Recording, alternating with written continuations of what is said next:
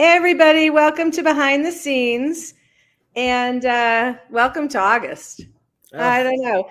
August is always so weird for me because somehow the air changes and I feel like there's like heat particles mixed with cold particles. And I feel it as I'm walking. It's like all of a sudden I just feel there's winter here and there's summer here. It's very weird. Um, so it seems like why should we be talking about back to school? It just seems so bizarre. But in fact, some states are going back next Monday. It's crazy. Anyway, are you Kamira? Our charters went back last week. And a lot of our publics go back this week, and then the rest of them next week. Welcome to the July. Well, you know what? July. We're still on that agrarian calendar.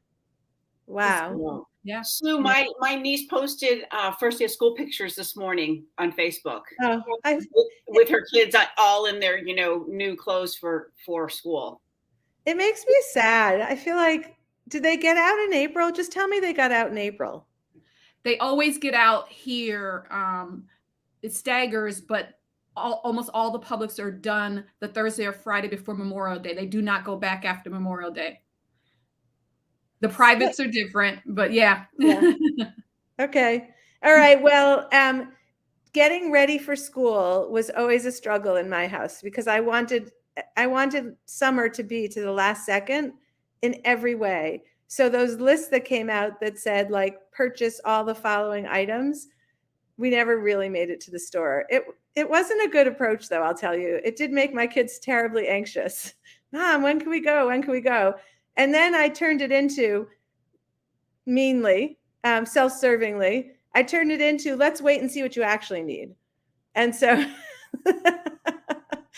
because by the time we got there, everything would be picked through and they'd show up in school and then the end of the year they'd come back with everything unused. And I was like, number one, I don't want to go to the store. I don't want to make an outing of school, starting school. And number two, you don't need half of this stuff.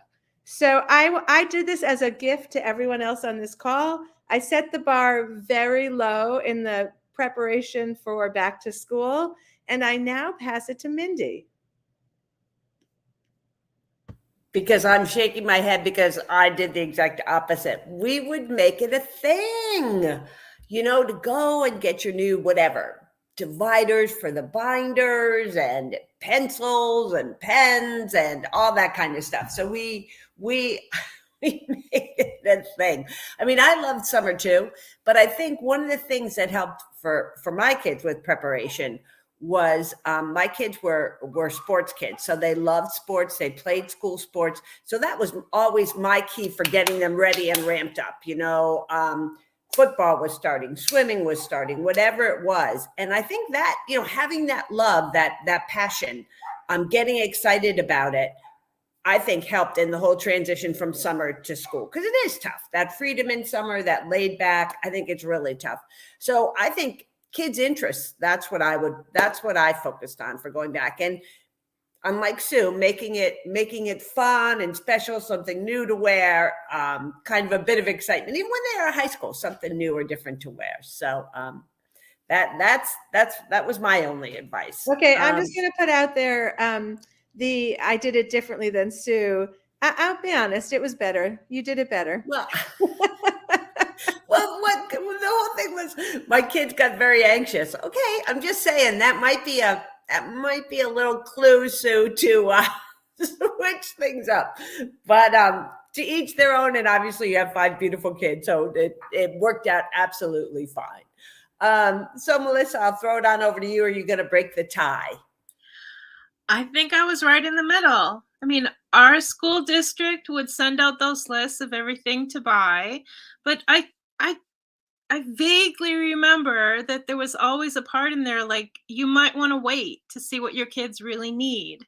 So we had an out. I mean, I think the main thing that I made sure of was that they had clothing that fit when they were going to school. And whether it was their old clothing or they needed new clothing, we went and got it. But it's still really hot here in when the kids go back. So they were still in summer clothing. And really, I think we didn't, yeah, I don't know. We I think I'm probably more like Sue. We just kind of played it by ear, and I tried not to make it a big deal because either they were so used to, like, as one of my kids said this morning, school's like 75% of our lives, so it's not really a big deal for us. Um, but if they were going to a new school, like if they were entering the middle school or they were entering high school, then it was more like just kind of giving little clues about, where to go, if you need help and all that stuff. And I think we talked about last time, taking the school tours was really important so they knew where everything was. But yeah, I think we're kind of free and easy here.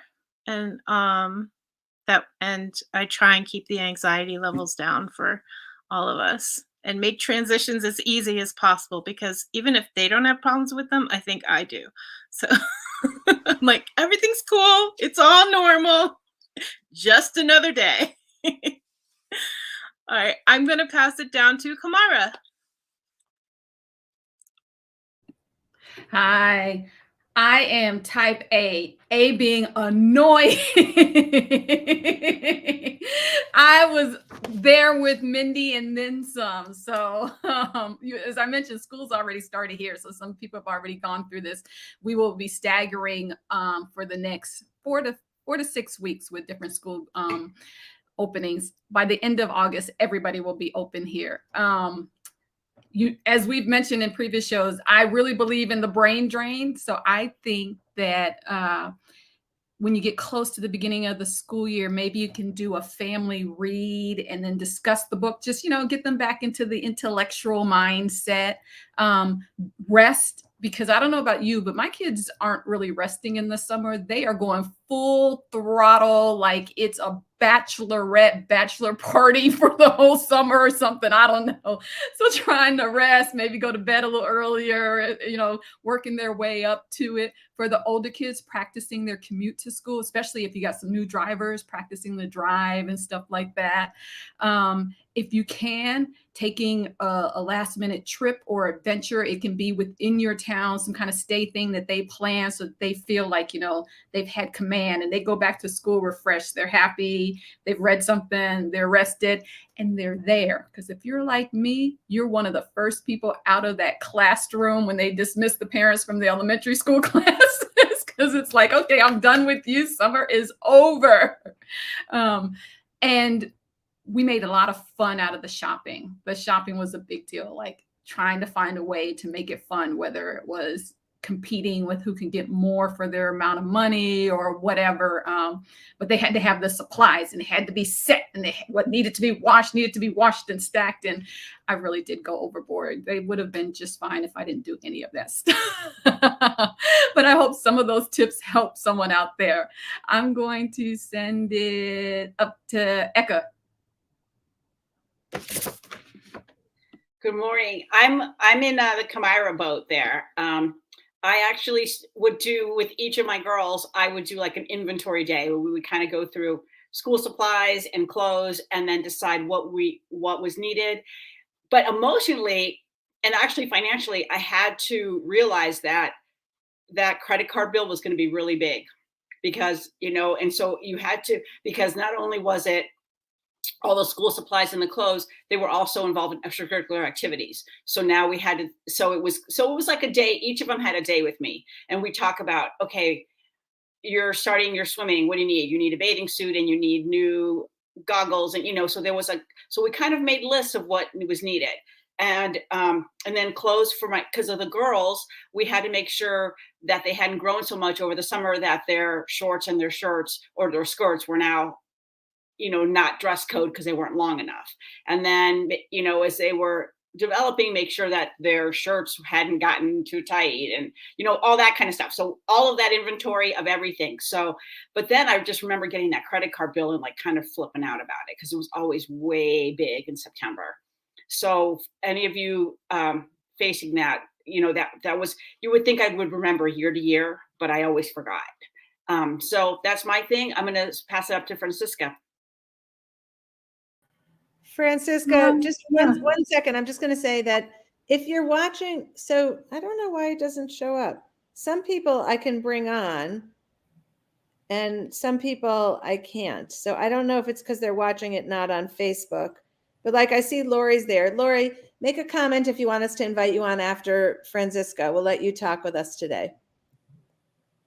Put it in the comments if you want to join us. Okay, back to Francisca. Sorry for that break. Well, as a homeschooler, looks a little different here. I have to say that this is actually the first summer where I'm not like dying to get back to school, because I need rhythm, I need schedule, and generally I'm like at the end of July done with summer. I'm like, I need structure in my day, and therefore you guys get structure. But because they are older, because they are going to camp, I actually felt like we didn't have the kind of summer where I had to provide entertainment. They were out of the house pretty much the last 6 weeks. And so I don't feel that urge this year to be like, okay, we're starting before everybody else just because I need rhythm in my day. But I think the way we start is generally more of, I'm redoing the room we use for schoolwork, and then we go through very similar steps. I mean, obviously, we don't need to buy any uniforms or things, but, we do buy new school things. They do take some outside or online classes that they need materials for. So I do try to get them ready for the sleeping schedule. I'm with Kamira that I feel like sleeping in the summer is a real issue. And so I really do try to move the bedtime to a reasonable time again. Because I try in the summer to not say no to too many things. So if they are still up at like 10:30, 11, I'm generally like, yeah, well, you just sleep in tomorrow, but that will not fly, in September. So yeah, that's how it goes here.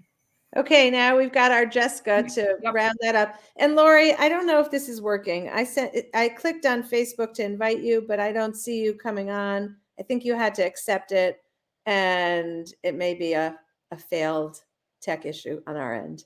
So, Jessica. All right. Well, as I was never really the one in charge of figuring out the back to school stuff, I don't know if I have the best. I remember very distinctly, like elementary school, we'd get the list, my mom would buy all the folders, and we'd spend a whole day sitting down and putting on the little stickers with our names on it and color coding everything. And, as we got older and older, kind of gently drifting away from the structure, because I'm lazy and disorganized in my real life. So, and slowly it became less that and more staring out the window in high school, waiting for the mailman to drop off the schedule when I knew the schedule was coming. Because I think I had a friend that would get it like 8 a.m. and the mail never came for me until like noon. So I'd be like staring out the window, and it'd run outside, the only time I'd ever get the mail. And then start going on Facebook and like everyone posting their schedules, frantically trying to figure out like, okay, I have lunch with you, I have math with you, I have English with you, and just all of that. I don't know. I don't think that's getting ready for school felt real until then. And that's when, suddenly it's like, okay, fix the sleep schedule, time to start going to bed at 10 instead of midnight. And, I was never very much a late person anyway, if you couldn't tell from midnight being my definition of a late night. But,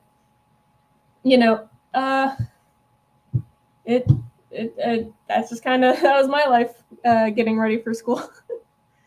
Okay, so we weren't able to get Lori on through the feature on Facebook, but maybe she'll join us next week. I'll reach out to her. And if anybody wants to be a guest on with us, we've done that before. It's been really fun. In fact, that's how we met Kamira. That was like unbelievable.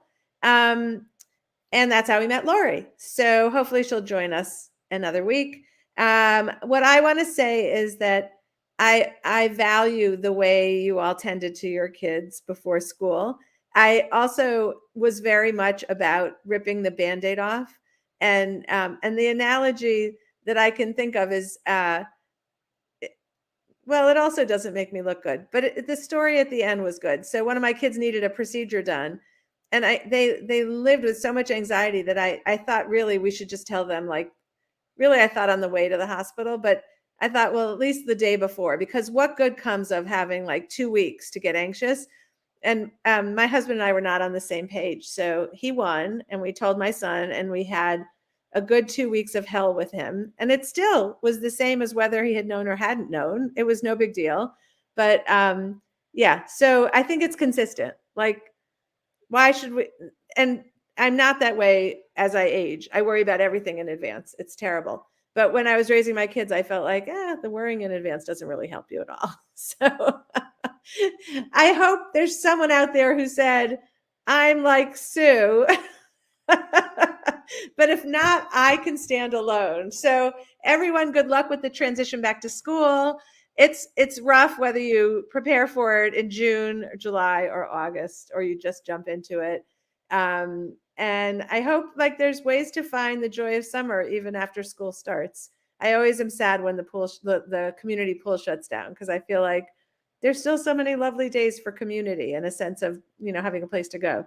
So good luck with the transition. Enjoy the rest of summer if you've got more, and we'll see you next week.